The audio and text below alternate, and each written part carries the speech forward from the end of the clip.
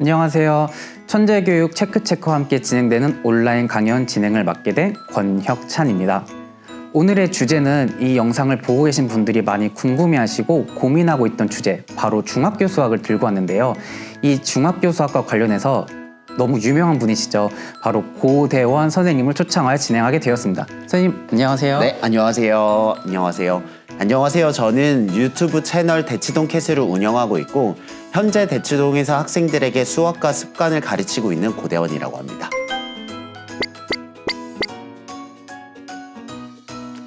워낙 선생님께서는 유튜브 채널뿐만 아니라 MBC 공부가머니 다수 출연하면서 이제 엄청난 인지도를 이제 가지고 계시잖아요. 그래서 오늘 이 온라인 강연 관련해서 저희도 항상 궁금했던 거, 고민했던 부분들을 많이 알아갈 수 있는 시간이 될 것 같습니다. 네, 여러분들이 궁금하신 내용을 자세하게 말씀해 주시면 제가 아는 선에서 최대한 열심히 답변을 하겠습니다. 네, 오늘 잘 부탁드립니다. 네, 잘 부탁드립니다. 그럼 천재교육 체크체크와 고대원 선생님과 함께 진행하는 온라인 강연 중학교 수학 시작하기, 지금부터 강연을 시작하겠습니다. 우선 강연을 시작하기 전에 제가 아무래도 나이가 조금 있다 보니까 예전의 중학교 수학과 지금의 중학교 수학은 되게 달라지고 있다고 들었습니다. 이 요즘 공부 흐름이라고 할까요? 요즘 이 중학교 수학 공부가 어떻게 달라지고 있나요? 그게 정확히 말씀드리면 중학교 수학이 달라졌다기보다는 공부 자체가 달라졌다는 표현이 좀 더 정확할 것 같은데요. 그 이유는요. 예전에 저희 때, 그러니까 저만 하더라도 고등학교 때 공부를 잘 못하고 내신이 안 좋아도 수능을 잘 보면 대학교를 잘 갈 수 있었거든요. 그렇게 정시의 비중이 높았기 때문에 고등학교 가서 역전을 하는 사례들이 많았는데요. 요즘은 좋은 고등학교를 가는 게 좋은 대학교를 가는 것과 매우 밀접한 연관을 갖게 되었습니다. 그래서 좋은 고등학교를 가는 게 큰 목표가 되다 보니까 그 성과를 중학교 때 내게 돼야 되는 거죠. 그래서 예전의 입시보다 3년이 빨라지게 된 게 요즘 교육의 가장 큰 변화라고 할 수 있습니다. 이제 이렇게 입시를 고등학생 때부터가 아닌 중학생 때부터 이렇게 땡겨갔다라고 이제 말씀해 주셨는데, 그럼 이제 이렇게 좀 시기가 좀 빨라진 상황만큼이나 이제 어떤 공부를 하기 위한 뭔가 트렌드라고 할까, 그러면 어떤 키워드는 또 어떻게 바뀌었다고 봐야 될까요? 그래서 현재 교육 트렌드의 가장 큰 변화는요. 학생들의 실력이 매우 세분화되었다는 겁니다. 왜냐하면 말씀드렸지만 좋은 고등학교를 가야 되잖아요. 그러면 중학교 때 성과가 나야 되고 그러면 초등학교 때부터 준비를 하는 게 순서상 맞거든요. 그렇게 입시가 3년이 당겨지면 현재 학부모님들이 느끼시는 그 막연한 불안감이나 혹은 조급함이 그게 자연스러운 겁니다. 그러니까 이상한 것이 아니에요. 그렇기 때문에 학생들이 그에 맞춰서 준비를 하다 보니까 실력들이 세분화되었다는 게 가장 큰 변화라고 생각하고요. 그렇기 때문에 예전에는 정규반 수업, 그러니까 한 과정을 똑같은 수업을 듣는 학생들이 여러 명 모여있는 집체교육 스타일이 되게 유행을 했는데 요즘 교육은요. 맞춤 교육이라고 해서 학생들이 여러 명 앉아 있으면 학생별로 개별적으로 수업 진도를 나가는 수업이 예전보다 되게 많이 유행하게 됐어요. 그 이유는 말씀드렸지만 학생별로 실력 차이가 많이 나기 때문입니다. 그렇게 학생별로 실력이 세분화되어 있다는 것이 가장 큰 특징이고요. 두 번째로는요, 비대면 수업의 강화입니다. 작년 우리가 코로나 상황을 맞이하면서 어쩔 수 없이 비대면 수업을 시작했잖아요. 근데 우리가 느낀 가장 큰 교훈은요, 비대면 수업의 퀄리티가 괜찮다는 겁니다. 그러면서 우리가 의도하진 않았지만 그 교육의 트렌드가 비대면으로 갔고 그 비대면 교육의 효과를 체감하게 됐잖아요. 그러면서 그 비대면 교육을 활용한 다양한 소스들이 발휘되게 되었고 이것은 지방에 있는 학생들에게 큰 도움이 되었는데 예전 같으면 대치동에 올 수가 없거든요. 근데 이제는 대치동 수업을 들을 수 있는 기회가 생긴 겁니다.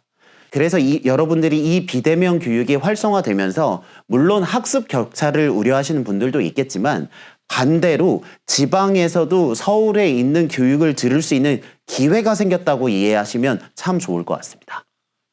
제가 중학교 수학을 했던 게 벌써 이 열 손가락이 벌써 넘어가 버려가지고 이제 셀 수가 없는데요. 이렇게 좀 이야기를 듣다 보니까 확실히 이제 상황이다 보니 이제 비대면을 통해서 많이 공부하는 게 이제 유행이라고 하기도 좀 그렇고 이제는 너무 대중화가 돼버린 상황이라는 게 좀 많이 와가는 것 같습니다. 이거는요. 비대면 수업에 대해서 조금만 말씀을 드리면 예전에는 크게 수업 종류가 2개밖에 없었어요. 와서 직접 듣는 대면 혹은 우리가 인터넷 강의라고 하는 누군가가 찍어놓은 그 강의를 듣는 거 2개밖에 없었거든요. 근데 양쪽이 둘 다 장단점이 있습니다. 그 대면 수업은 퀄리티는 좋은데 시간과 제약의 장소를 받고요. 온라인 교육은 시간과 제약의 구애를 받지 않지만 피드백이 없기 때문에 퀄리티가 좀 떨어질 수 있거든요. 근데 이 비대면 수업, 즉 실시간 온라인 수업은 그 대면 교육과 온라인 교육의 절반 정도의 특징을 갖고 있기 때문에 하이브리드형 수업이라고 이해하시면 될 것 같습니다. 그렇게 되면 시간의 제약은 극복하지 못하지만 장소의 제약은 극복할 수 있기 때문에 학생들에게 훨씬 더 높은 퀄리티의 수업을 제공할 수 있다라는 장점이 있다는 걸 이해해 주시면 좋을 것 같습니다. 그럼 천재교육 체크체크와 고대원 선생님이 함께하는 온라인 강연 중학교 수학 시작하기 본격적인 내용을 이제 진행해 보려고 하는데요. 이 중학교 수학은 초등학교와 고등학교 딱 정가운데 위치한 수학이다 보니까 많이 저희들이 생각할 때는 어떤 좀 특별한 의미가 있지 않을까라는 그런 생각들이 좀 많이 듭니다. 이 중학교 수학이 가진 의미, 초등학교, 중학교와 비교해서 그리고 중학교와 고등학교 이렇게 비교해서 어떤 의미가 있는지 좀 말씀해 주실까요? 첫 번째로는 초등학교 수학에 관한 이야기인데요. 생각해 보시면 우리 초등학교 때 뭐 배웠는지 기억나세요? 제 기억에는 더하기 빼기 약간 사칙연산 위주지 않았을까 싶은데요. 네, 맞습니다. 그게 기본적으로 숫자를 다루는 연산의 연속이라고 보시면 되거든요. 그래서 말씀하신 대로 자연수 나누기 분수, 분수 나누기 분수 등 중학교 수학, 그러니까 본격적으로 수학을 하기 위한 준비 과정이라고 생각하시면 될 것 같아요. 우리가 국어 공부를 할 때 한글을 모르면 국어책을 읽을 수 없잖아요. 그런 한글을 익히는 과정이 초등학교 교육의 과정이라고 생각하시면 되고요. 여기는 기본적으로 연산이기 때문에 숙달을 하는 목표라고 생각하시면 될 것 같습니다. 그래서 큰 틀에서 초등학교 수학은 중학교 수학을 위한 준비 운동이라고 생각하시면 좋을 것 같고요. 중학교 수학은 약간 의미가 다릅니다. 물론 고등학교 수학을 위한 준비 운동이라고 말할 수도 있어요. 하지만 중학교 수학부터는 본격적으로 개념이 나오기 시작하거든요. 뭐 피타고라스 정리라든지 외심이라든지 다양하게 우리가 꼭 알아야 되는 개념과 성질을 이해하기 때문에 그것을 이해하지 못하면 고등학교 수학으로 넘어갈 수 없습니다. 그래서 중학교 수학부터는 개념과 문제풀이 혹은 습관 등 전체적으로 수학을 실전에서 사용한다고 생각하고 중학교 수학부터 본게임이라고 생각하시면 크게 오류가 없을 거라고 생각합니다. 이 선생님 이야기 듣다 보니까 이 중학교 수학은 결국 개념을 다시 한 번 더 심화해서 익히고 이거를 이제 어떻게 문제풀이에 연결해 나가는 것 어떻게 보면 일련의 프로세스라고 좀 볼 수 있을 것 같은데요. 그럼 이런 연산 그리고 개념, 문제풀이 과정 이런 것들에 대해서 조금 더 자세하게 좀 설명해 주실 수 있을까요? 근데 우리가 생각해보면 수학을 어떻게 하면 잘할까요? 라고 생각하는 거랑 실제로 그 수학을 연습하는 프로세스가요. 동일합니다. 생각해보시면 수학 처음에 어떻게 공부하나요? 먼저 개념 파트 한번 해보고 예제 풀어보고 그 다음에 본 문제 풀고 그 다음에 좀 연습하다가 단원 마무리 문제 약간 이렇게 넘어갔던 걸 기억을 하고 있거든요. 네, 그 순서가 정확한데요. 첫 번째로는요. 개념 학습입니다. 생각해보시면 알겠지만 수학은요. 일상생활에서 잘 쓰지 않아요. 그러니까 예를 들면 정수 나누기 정수가 우리가 개념적으로는 공부를 하지만 실생활과 약간 떨어져 있는 그러니까 추상적인 학문의 연속이거든요. 그렇기 때문에 그 개념을 배울 때는 인위적인 노력이 필요합니다. 왜냐하면 루트를 일상생활에서 쓸 일이 별로 없잖아요. 그래서 첫 번째로는 그 새로운 개념을 배우는 개념 학습이 잘 되어 있는지 점검을 하는 게 필요하고요. 두 번째로는 문제풀이입니다. 그러니까 내가 배웠던 개념 틀을 가지고 실제 문제를 적용해서 우리 앞에 주어져 있는 수학 문제를 푸는 거죠. 근데 이게 좀 애매한 게 뭐냐면 개념 학습이 잘 되어 있다고 해서 문제풀이가 무조건 다 되는 것도 아니고 개념 학습이 좀 덜 되어 있다고 해서 문제풀이를 못하는 것도 아니에요. 그러니까 이 두 가지 과정이 연계는 있지만 100% 상관관계가 일치하지 않기 때문에 그 과정에서 학부모님들이 조금 혼란이 있을 수 있고요. 첫 번째는 개념 학습을 해야 되는 게 상식적인 내용이 맞고요. 두 번째로는 그 개념을 적용해서 문제를 푸는 거고요. 제가 강조하고 싶은 건 세 번째는요. 서술형, 그러니까 풀이를 쓰는 과정인데요. 이게 문제를 푸는 것과 풀이 과정을 쓰는 건요. 비슷한 개념이지만 약간 다를 수 있어요. 극단적인 사례는 어떤 학생은 답을 잘 맞추지만 풀이 과정을 못 쓰는 경우가 있습니다. 이게 굉장히 극단적인 사례이기 때문에 문제를 잘 풀어서 점수가 높은 것과 내가 알고 있는 걸 잘 서술해서 남에게 전달을 하는 건 다른 과정이기 때문에 저는 총 3가지 과정, 개념학습, 문제풀이, 풀이 과정 쓰기로 구분해서 학습을 하고 연습을 한다면 학생들의 실력이 차분하게 확실히 좋아질 수 있을 거라고 생각합니다. 네, 선생님 이야기를 듣다 보니 이 중학교 수학은 초등학생 때 배웠던 어떤 기초 트레이닝들을 활용을 해서 중학교 입학해서 좀 더 심화하는 과정이라고 생각이 되는데요. 특히 기본이 되는 연산, 그리고 중학교 수학의 핵심인 이 수학을 풀어가는 과정을 익혀나가는 이 단계를 공부하기 위해서는 어떤 문제집을 얼마만큼 극대화로 활용하냐가 매우 중요할 것 같습니다. 천재교육에서 이제 발간하고 있는 체크가 앞에서 말씀해 주신 요 3단계를 제대로 익힐 수 있는 구성이 되어 있고, 이 체크가 좀 더 특별한 게 개념 드릴이라고 해서 연산을 더 집중해서 공부할수록 책 한 권이 더 추가로 제공되고 있습니다. 요 체크를 활용하신다면은 이 중학교 수학을 제대로 익힐 수 있을 거라 생각이 되네요. 그렇다면 이 중학교 수학과 고등학교 수학은 서로 어떤 관계를 가지고 있을까요? 이렇게 생각하시면 편한 게 초등학교 수학을 못한다고 해서 중학교 수학을 꼭 못해야 되는 건 아닙니다. 예를 들면 반대로 생각하시면 쉬워요. 우리가 사칙 연산을 잘한다고 해서 방정식을 무조건 잘할 수 있나요? 그건 또 아니죠. 그렇죠. 그렇기 때문에 그런 관점에서 초등 수학을 못하면 물론 상관관계가 있지만 중학교 수학을 꼭 못하는 건 아니에요. 하지만 중학교 수학을 못하면 고등학교 수학은 잘할 수가 없습니다. 그래서 말씀드렸지만 중학교 수학부터는 본격적으로 개념과 성질, 문제풀이까지 모두 그 학생의 실력을 평가할 수 있기 때문에 이것이 토대가 되어서 고등학교 수학으로 넘어가거든요. 그리고 결정적으로 고등학교 수학은요, 중학교 수학보다 훨씬 어렵습니다. 대략 가늠하시면 양이 2배 많고 난이도가 2배 높다고 생각하시면 돼요. 그럼 체감상으로는 4배잖아요. 그렇기 때문에 중학교 수학을 잘 못하면 고등학교 수학은 반드시 못하게 됩니다. 그래서 즉 제가 말씀드리고 싶은 건 중학교 수학을 잘 못하게 되면 고등학교 수학은 잘 못하게 되기 때문에 고등학교 수학에서는 요령과 지름길이 없다라는 걸 꼭 명심해 주시면 좋겠습니다. 이 선생님 이야기를 듣다 보니 제 고등학교 시절을 좀 많이 생각을 해보게 되는데요. 이제 이야기를 듣고 제 학창 시절 그리고 주변 친구들 생각해 보니까 이 중학교 수학을 얼마만큼 탄탄하게 잘했느냐에 따라서 고등학교 수학을 적응하는 그 시간이 길어지냐 짧아지냐가 좀 많이 갈렸던 것도 사실인 것 같습니다. 그럼 이제 많은 학부모님들, 이 영상을 보고 계신 분들은 올해 중학교 1학년 입학하거나 이제 중2를 앞두고 계신 초6에서 초5 학부모님 계실 텐데, 흔히 이 중학교 수학은 초등학생 때처럼 많이 풀면 된다라는 그런 좀 어머님들 좀 그런 이야기 좀 있다고 하더라고요. 과연 이 중학교 수학도 초등학생 때처럼 많이 풀면은 정답이라고 해야 될까요? 우선 이게 2가지로 구분을 해서 말씀을 드리고 싶은데요. 첫 번째로는요, 여러분들이 가장 혼란스러운 이유는 뭘까요?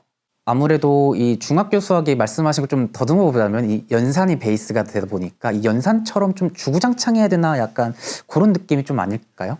네, 그것도 맞는 얘기고요. 제가 생각할 때 학부모님들이 혼란스러운 가장 본질적인 이유는 각 분야별로 성공 케이스가 다 있기 때문입니다. 그러니까 무슨 말이냐면 개념 학습을 열심히 해서 잘 된 경우도 있고요. 문제집만 엄청 풀어서 잘 된 경우도 있습니다. 그러니까 이쪽도 서울대를 갔고 이쪽도 서울대를, 그러니까 즉 입시에서 성공했기 때문에 어떤 것을 따라갈 것인가에 대한 혼란이 있을 수 있다는 말입니다.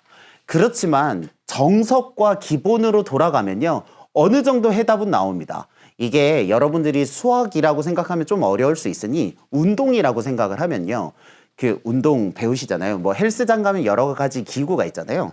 그러면 운동을 하나도 안 한 사람보다 자기 혼자라도 기구를 가서 들어보면 근육은 생기겠죠. 그렇죠? 왜냐하면 운동한 시간이 있으니까 근육은 생길 거잖아요. 하지만 초기에 트레이너 선생님과 함께 이 운동기구는 어디에 좋고 어떻게 활용을 해야 효과적으로 되어 있는지 그 방법을 알게 된다면 똑같은 1년을 운동하더라도 훨씬 더 효과가 달라질 수 있겠죠.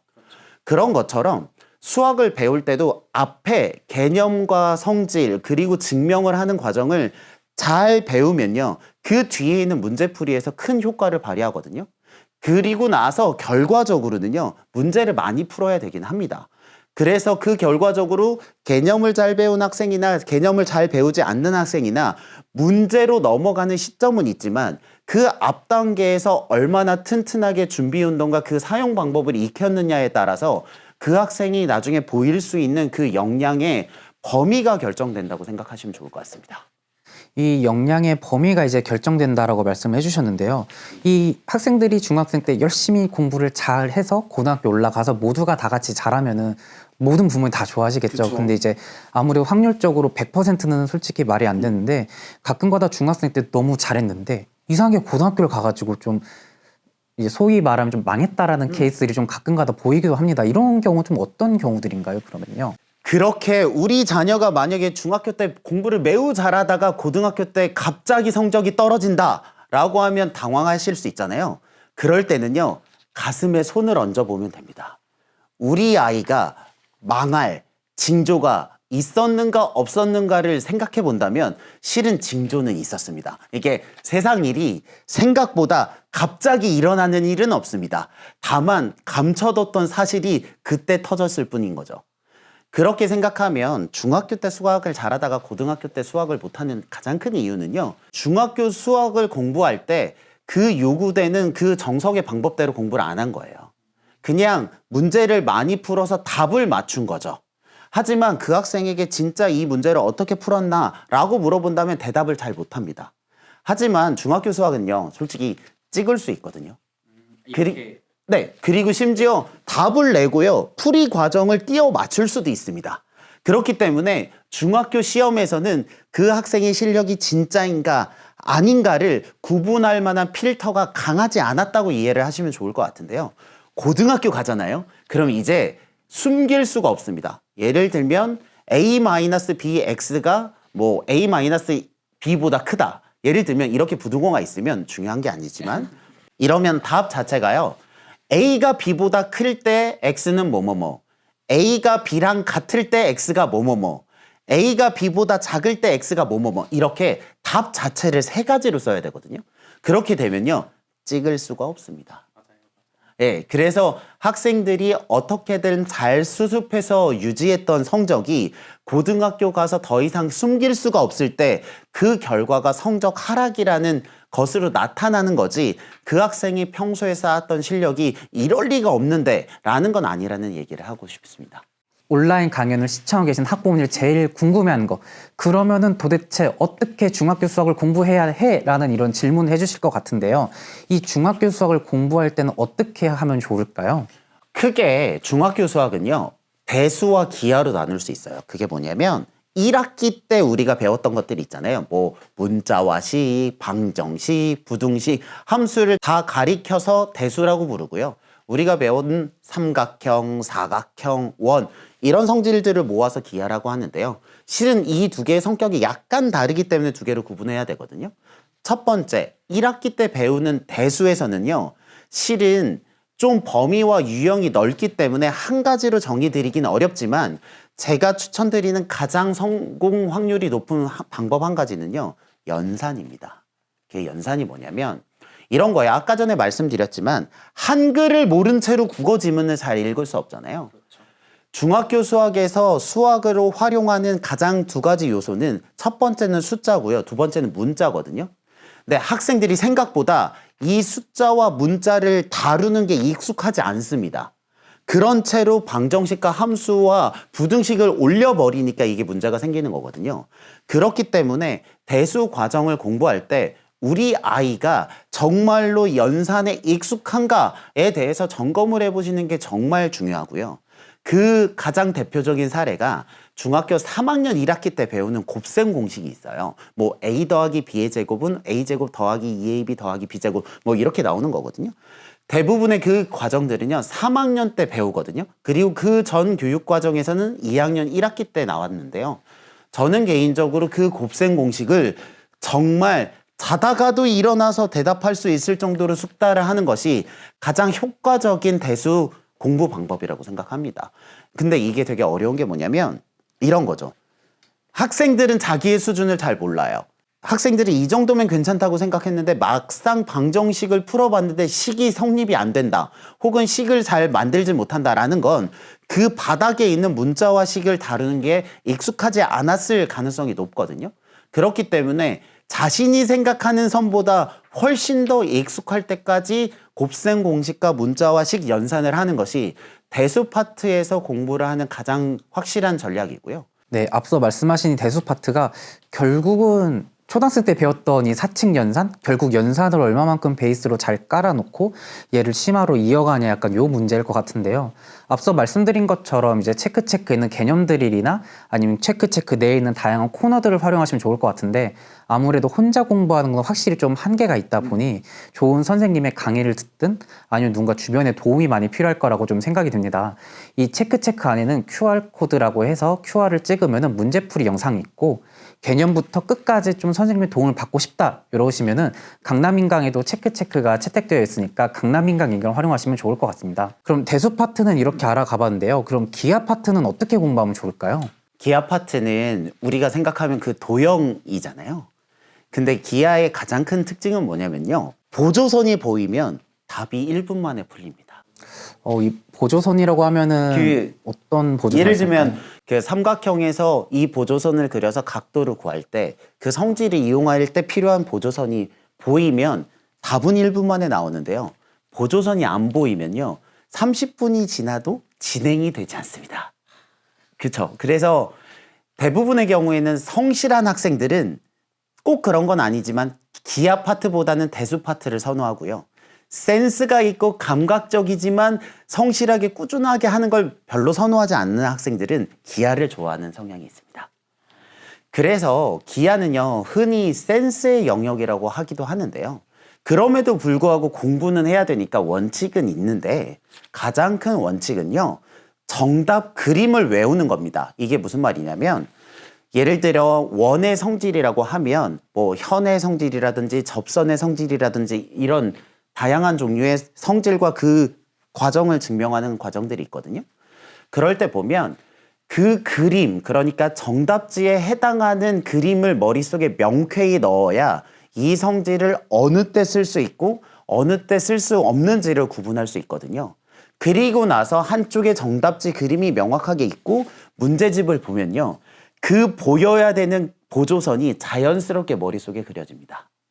그렇기 때문에 기하를 공부할 때는요. 그 과정이 어떻게 해야 될지 잘 모르겠다면 문제집 개념에 있는 그림, 그러니까 정답지들을 최대한 머릿속에 꼼꼼하고 정확하게 넣으면 문제를 풀 때 그 자동적으로 그 기억이 발현돼서 문제를 잘 풀 수 있다라고 생각하시면 좋을 것 같습니다. 기하 파트 이야기를 듣다 보니까 저희들이 그 성인이 되면은 이제 인적성 검사할 때 보면은 네, 이런 맞아요. 도형 문제들이 되게 많이 나오거든요. 이제 저희들끼리도 그걸 유독 어려워하는 친구들이 실제로도 학창시절 보면 그런 기하 파트를 되게 어려워했던 것도 거의 있어서 요런 것들을 좀 지금 미리 잘해두면 성인이 되어서도 많이 활용할 수 있겠다라는 좀 생각이 약간 좀 들기도 합니다, 이게요. 이거는 여담이지만 현재 기업들에서 보고 있는 각종 인적성 검사는요. 우리가 배웠던 초등학교, 중학교 수학의 연장인 경우가 많아요. 그렇기 때문에 이 수학을 단순히 시험 공부를 위한 과정이라고 생각하지 말고 근본적으로 우리 학생의 머리를 좋게 만들어서 나중에 직장인이 되어서도 심지어 그 이후에서도 활용할 수 있는 과정이라고 생각하시면 좀 좋지 않을까 싶습니다. 네, 이렇게 강의를 듣다가 이제 이 공부 방법을 말씀해 주셨는데 이 선생님께서 수업하고 계시는 곳에서는 되게 특별한 공부 방법, 그러니까 어디서도 보지 못한 공부 방법으로 학생들을 지도하고 계시다고 들었습니다. 요 고대현 선생님만의 특별한 공부 방법은 어떤 것이 있나요? 그 선생님마다 그 집중하는 분야가 있는데 저는 학생들에게 수학 개념 틀을 만드는데 가장 크게 집중을 하고 있거든요. 그래서 제가 수업하고 있는 방식은요. 에피톤 코드라는 제가 만든 교재를 가지고 수업을 하는데요. 그 에피톤 코드 앞에는요. 학생들이 꼭 알아야 되는 개념을요. 한 과정에 4페이지에서 5페이지 정도로 정리를 했습니다. 그러니까 흔히 말하면 깜지처럼 그 내용들을 요약해서 제가 직접 만든 거죠. 그리고 나서 수업을 똑같이 하고요. 그 수업이 끝나면 학생들에게 그 배웠던 개념을요. 백지에 써보라고 시킵니다.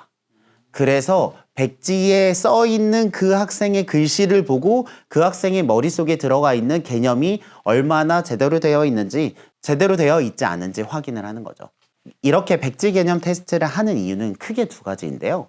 첫 번째로는요, 학생들은요, 자기 머릿속에 개념이 제대로 들어가 있는지 제대로 들어가 있지 않는지를요, 잘 몰라요. 그럴 것 같지 않으세요? 그렇죠. 아무래도 문제만 딱 들이다 풀면 땡 약간 이런 느낌이다 보니까. 그리고 선생님이 말했는데 너 이해했니? 라고 하면 네, 이해했어요 라고 말을 하는 거잖아요. 그런데 선생님이 했던 설명을 자기만의 언어로 바꿔서 백지에다가 써보잖아요. 그러면 난리가 납니다. 뭐 든 0을 빼먹는다는 등, 원래는 A 더하기 B인데 A 더하기 C라고 쓰는 등, 그러니까 자기의 머릿속에 개념 틀이 제대로 되어 있지 않다는 걸 비로소 그 지식을 그러니까 출력을 해볼 때 알 수 있다는 거죠. 그리고 제가 두 번째로 꼭 말씀을 드리고 싶은 건요, 수학에도요, 암기가 필요하다는 것입니다. 우리가 축구 경기라고 생각을 하면요, 경기를 하기 위해선 규칙을 알아야 되잖아요. 그리고 그 규칙을 정확하게 이해할수록 그 상황에 필요한 적절한 전략을 활용할 수 있잖아요. 수학도 마찬가지입니다.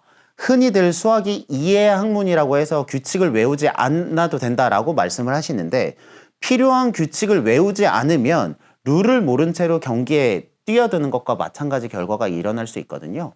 그렇기 때문에 수학을 이해를 했다면 그에 필요한 여러 가지 규칙들, 성질이나 조건이나 정의의 의미와 역할, 그리고 범위에 대해서 정확하게 암기를 하시는 게 훗날 수학 공부를 하는데 큰 도움이 된다고 생각을 해서 저는 학생들에게 이러한 방법으로 백지에다가 개념을 쓰게 하는 공부법을 지도하고 있습니다.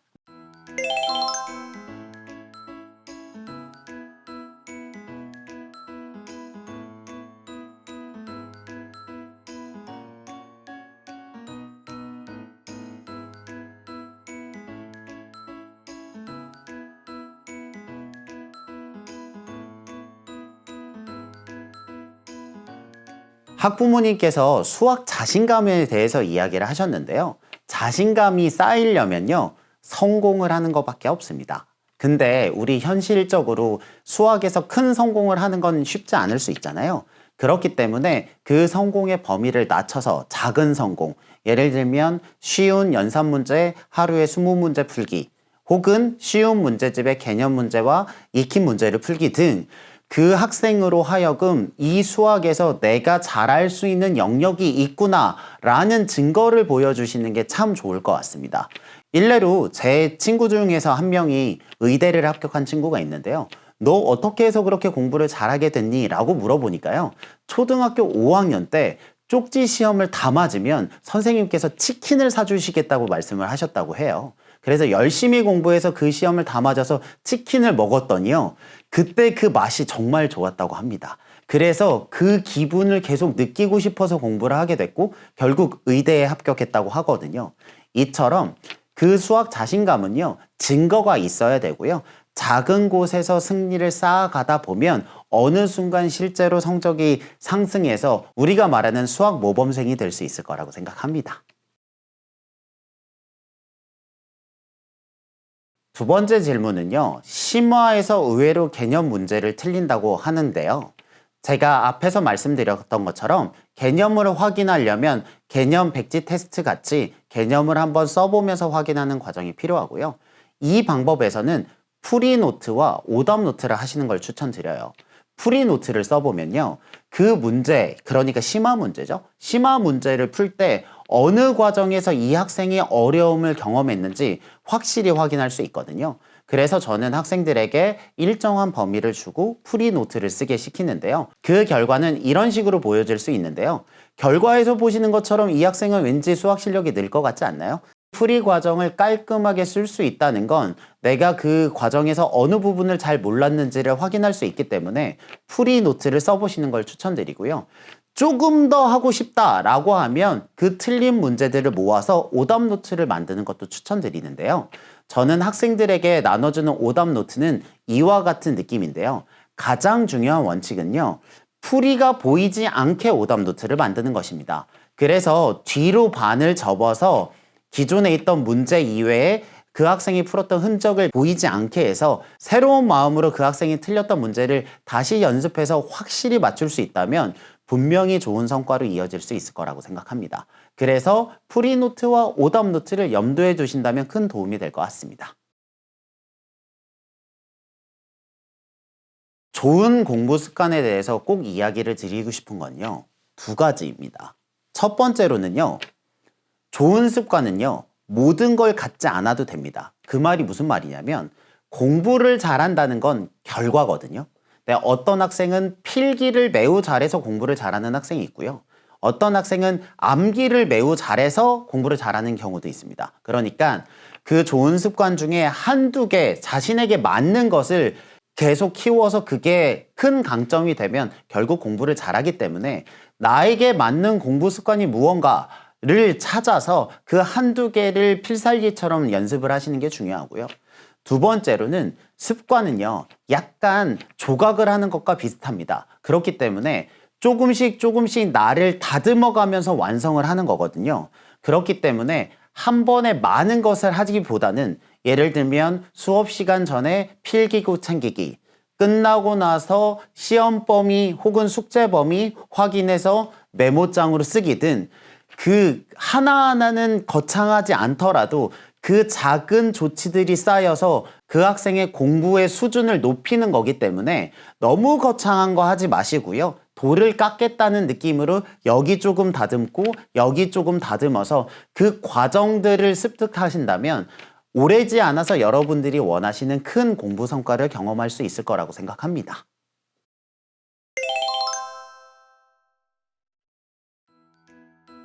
이것으로 천재교육 체크체크와 고대현 선생님이 함께 진행한 온라인 강연 중학교 수학 시작하기 모든 내용이 마무리되었습니다. 오늘 선생님께서 좋은 말씀 많이 해주셔서 이 영상을 보고 계신 학부모님들이 너무 다양한 정보를 얻어갈 수 있을 거라 생각이 되는데요. 이 강연을 마지막으로 이제 종료하기 전에 이 말만큼은 꼭 학부모님들에게 전달하고 싶다. 약간 이런 말씀 있으실까요? 제가 학부모님들에게 꼭 드리고 싶은 말씀은요, 노력의 시기와 성과의 시기가 다를 수도 있다는 것입니다.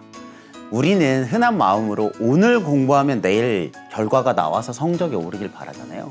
하지만 노력이 체화가 되고 그게 성과로 일어나는데 시간이 걸릴 수 있어요.